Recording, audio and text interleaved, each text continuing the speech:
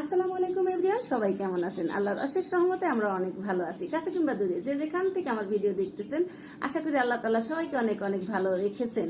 আর আমার এই ছোট্ট ব্লগ ভিডিও আমি আজকে শেয়ার করব। কাঁচা কাঁঠাল রান্না করেছিলাম আর গরুর মাংস। তো কাঁচা কাঁঠাল কিভাবে রান্না করি, কিভাবে সারা বছর সংরক্ষণ করে থাকি আমরা, সেটা নিয়ে আজকে কথা বলবো। তো কাঁচা কাঁঠাল কিন্তু অতি লোভনীয় একটা খাবার, এটা আমার অনেক প্রিয় একটা খাবার। আশা করি আপনাদেরও অনেক পছন্দের খাবার। তো চলুন শুরু করি, পুরা ভিডিও দেখে নিই। আমি এই যে কাঁঠাল দেখাচ্ছি, অর্থাৎ কাঁঠাল কেটে এভাবে আমি ডিবে সংরক্ষণ করেছিলাম। এটা কিন্তু আমি সিদ্ধ করে রাখি নাই, জাস্ট এটা আমি কেটে ডিবে রেখে দিয়েছি। আর আমি সারা বছর কাঁচা কাঁঠাল ডিপ ফ্রিজে সংরক্ষণ করে থাকি। এটা আমার অনেক প্রিয় একটা খাবার। আর কাঁচা কাঁঠাল কি কি দিয়ে রান্না করবেন সেটাও একটু বলে দিচ্ছি। কাঁচা কাঁঠাল চিংড়ি মাছ দিয়ে রান্না করতে পারবেন, বুটের ডাল দিয়ে রান্না করতে পারবেন, বা গরুর মাংস, মুরগির মাংস, যে কোনো মাংস দিয়ে এই কাঁঠাল অনেক ভালো লাগে খেতে। বা আপনারা চাইলে এমনি এমনিও এটা সবজির মতো রান্না করতে পারবেন। আর আমি এখানে একটু তেল চর্বি মাংস দিয়ে রান্না করব, সেটা ভালো করে কেটে ধুয়ে পরিষ্কার করে নিয়েছি। ননস্টিকের একটা প্যানের মধ্যে পেঁয়াজ, কাঁচামরিচ, তেজপাতা দিয়েছি, সাদা এলাচ, কালো এলাচ দিলাম, দিয়ে একটু নাড়াচাড়া করে এটা একটু কষিয়ে নিব এই তেলের মধ্যে। এতে মশলার ফ্লেভারটা বের হবে। এখানে আদা বাটা, রসুন বাটা আমি এক টেবিল চামচ করে ভর্তি করে দিয়েছি, দিয়ে তেলের মধ্যে একটু নাড়াচাড়া করে নিব যেন আদা রসুনের কাঁচা গন্ধটা চলে যায়। তারপরে আমি দিয়ে দিলাম স্বাদ মতো লবণ। লবণ আমি একটু বেশি দিয়েছি। কেন বেশি দিয়েছি? কারণ কাঁঠালের তরকারিতে একটু লবণ বেশি লাগে, যেমন খিচুড়িতে একটু লবণ বেশি লাগে, ডালে একটু লবণ বেশি লাগে, আর কাঁচা কাঁঠালের তরকারিতে একটু লবণ বেশি দিতে হয়। আমি মরিচের গুঁড়া, হলুদের গুঁড়া দিলাম, এখানে পর্যায়ক্রমে সব মশলা দিয়ে দিব, ধনে গুঁড়াও দিয়ে দিলাম। তো সবকিছু দেওয়ার পরে এবার আমি এই তেলের মধ্যে আবার একটু নাড়াচাড়া করে নিচ্ছি। চুলার হিটটা কিন্তু মিডিয়াম টু লো হিটে রাখতে হবে, রেখে মশলা কষাতে হবে। মশলা যত ভালো কষাবেন আপনার যে কোনো রেসিপি খেতে ততই ভালো লাগবে। আমি এখানে অল্প পানি দিয়ে মশলাটা কষিয়ে নিচ্ছি। আর মশলাটা আমি আবারও বললাম, মশলাটা ভালো করে কষিয়ে নিতে হবে। আমি গরম মশলা পুরো 1.5 টেবিল চামচ দিয়েছি। এটা হচ্ছে হোমমেড গরম মশলা। আর এই হোমমেড গরম মশলা দিয়ে যে কোনো রেসিপি রান্না করবেন, দেখবেন খেতে দ্বিগুণ টেস্ট হয়ে যাবে। আর আমি তো পাশের চুলায় গরুর মাংস বসিয়েছিলাম, সেটা একটু নাড়াচাড়া করে দেখাচ্ছি। এটা হচ্ছে সিনার মাংস।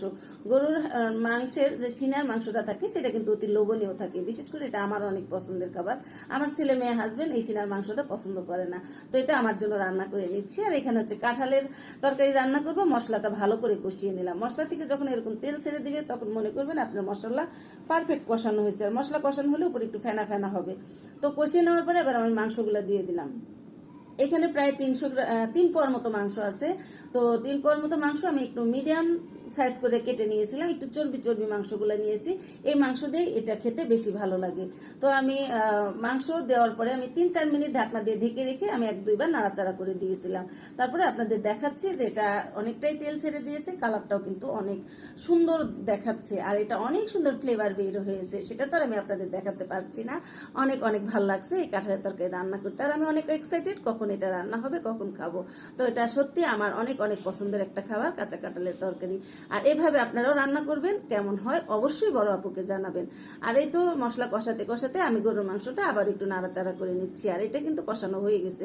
আমি প্রায় 15-20 মিনিট এটা কষিয়ে নিয়েছি। এবার আমি এখানে কয়েকটা আলু দিয়ে দিব, কারণ আমার বাচ্চারা এই হাড়ওয়ালা মাংসগুলো খেতে পারবে না, ওরা এই আলুগুলাই বেশি খাবে।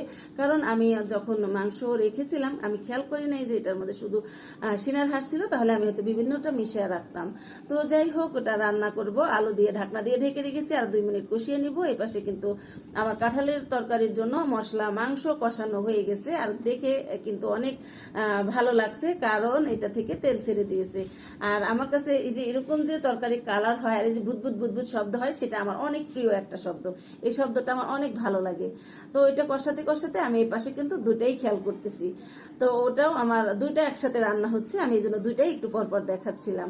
মশলা তো কষানো হয়ে গেছে, এবার কাঁচা কাঁঠালগুলো ঢেলে দিলাম, দিয়ে এবার আমি একটু নাড়াচাড়া করে নিব। এই তো এইভাবে এইভাবে উপর নিচ করে নিব। আর এখানে কিন্তু পানি দেওয়া একদম শেষের দিকে অল্প পানি দিব। এখন কিন্তু পানি দেওয়ার কোনো দরকার নাই, কারণ এটা এই কাঁঠাল থেকে যে পানি ছেড়ে দিবে সেটা দিয়ে কিন্তু রান্না হয়ে যাবে। আচ্ছা, কাঁঠালের কথা বলি, মাঝখানে কিছু কথা আমি স্কিপ করে গিয়েছি। কাঁঠাল আমি যে ডিপ ফ্রিজে রেখেছি, এই কাঁঠালটা হচ্ছে আমাকে টাঙ্গাইল থেকে একজন আমাকে কাঁচা কাঁঠাল পাঠিয়েছে, কেটেই পাঠিয়েছে।